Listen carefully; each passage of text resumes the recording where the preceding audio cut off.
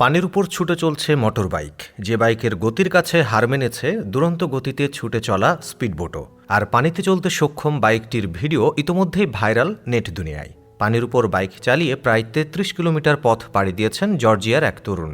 তবে পানির উপর এভাবে বাইক চালানোর রোমাঞ্চকর অভিজ্ঞতা মোটেও সহজ ছিল না।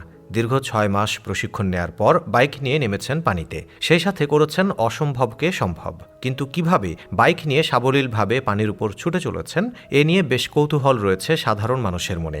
আর এই কৌতূহলকে ঘিরেই আমাদের আজকের আয়োজন। বিলাসবহুল জাহাজে চেপে সাগর পাড়ি দেওয়ার স্বপ্ন রয়েছে অনেকেরই মনে, তবে জর্জিয়ান বাইকার গাখেলজ্জের স্বপ্ন সবার চাইতে আলাদা। ভয়ডরবিহীন এই তরুণ বাইকার দীর্ঘদিন ধরেই স্বপ্ন দেখছেন বাইক চালিয়ে সাগর পাড়ি দেওয়ার। তবে শুধু স্বপ্ন দেখেই থেমে থাকেননি গাখোলাজ্জে। নিজের স্বপ্ন পূরণ করতে রাত দিন পরিশ্রম করেছেন। অবশেষে গত ১১ই সেপ্টেম্বর নিজের স্বপ্নকে বাস্তবে রূপ দিয়েছেন সাগরের বুকে দুর্বার গতিতে বাইক চালিয়ে। নিজের হাতে বানানো এই মোটর বাইকে চড়ে গাখেলজ্জে ছুটেছে জর্জিয়ার উপকূলবর্তী শহর কোবুলেতি থেকে কৃষ্ণসাগরের পটি পর্যন্ত।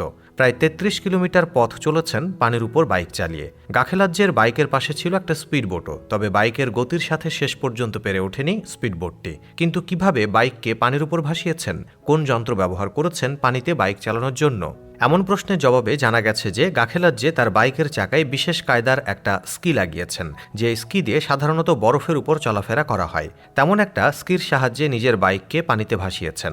তবে শুধু স্কি নয়, বাইকটিকে পানিতে ডুবার হাত থেকে বাঁচাতে প্রয়োজন ছিল অনেক বেশি গতির।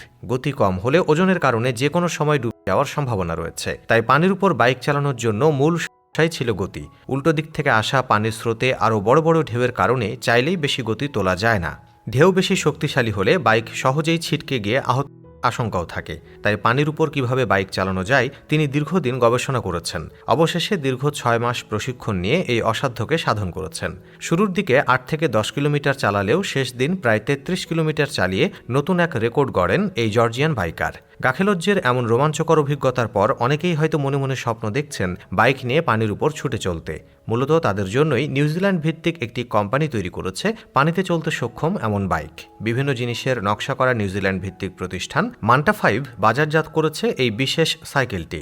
একজোড়া হাইড্রোফলার এবং প্রপেলার সহ ইলেকট্রিক বাইকের প্রযুক্তির সমন্বয় করে বানানো হয়েছে এই হাইড্রোফাইলার XG1 সাইকেলটি। সাইকেলটিকে পানির উপর ভাসিয়ে রাখতে ব্যবহার করা হয়েছে এই হাইড্রোফয়লার। আর প্যাডেল করে প্রপেলার চালানোর জন্য এতে রয়েছে ৪০০ ওয়াটের একটি ইলেকট্রিক মোটর। আর হালকা এই দ্বিচক্র যানটিকে মজবুত করার জন্য মূল কাঠামো তৈরিতে ব্যবহার করা হয়েছে কার্বন ফাইবার। তবে চলার পথে চালক যদি হঠাৎ প্যাডেল করা থামিয়ে দেয় অথবা মোটর থেমেও যায়, তাতেও সমস্যা নেই। ভাসমান অবস্থা থেকে এমনকি পানির নিচে থেকে আবার এটিকে দিব্যি আরামসে চালিয়ে আসা যাবে। খুব সহজেই বহনযোগ্য এই সাইকেলটিকে ভাঁজ করে গাড়ির পেছনে নিয়ে বহন করা যায়। ২০১১ সালে নিজ বাসার গ্যারেজে প্রথম সাইকেলটি ডিজাইন করেন রোল্যান্ড অ্যালেনজো। পরবর্তীতে ওয়াইকাটো ম্যানেজমেন্ট স্কুলে একদল প্রাক্তন শিক্ষার্থী আর ডিজাইনের হাওয়ার্ড উইলিস টানা ৬ বছর গবেষণা করে সাইকেলটির নকশাটির উন্নয়ন করেন। সর্বশেষ ২০১৭ সালের নভেম্বরে প্রথমবারের মতো পূর্ণাঙ্গ সাইকেলটি প্রকাশ করেন। তবে এই সফলতা যে মোটেও সহজ ছিল না তাও মনে করিয়ে দেন নির্মাতারা। এরকম একটি হাইড্রোফাইল সাইকেল তৈরি করাটা ছিল বেশ কঠিন, যা এখনও চ্যালেঞ্জিং। প্রয়োজন হয়েছিল উচ্চ কারিগরি সক্ষমতা, যারা মূল ডিজাইনটিকে বাস্তবে পরিণত করেছেন। এক্ষেত্রে ওয়াইকাটো স্কুলের প্রাক্তন শিক্ষার্থীরা এগিয়ে এসেছে এবং উল্লেখযোগ্য অবদানও রেখেছে। এমন একদল তরুণ এবং ক্ষুরধার মেধাসম্পন্ন ব্যক্তিদের সাথে কাজ করতে পারাটা ছিল সত্যি আনন্দের। বর্তমানে সাইকেলটিকে বাণিজ্যিক উদ্দেশ্যে বাজারজাত করছে মান্টা ৫। মিঠা ও লবণাক্ত দুই ধরনের পানিতেই চলতে পারে এই সাইকেলটি, কিন্তু খরচ হবে বাংলাদেশি টাকায় প্রায় ৫ থেকে ৬ লক্ষ টাকা।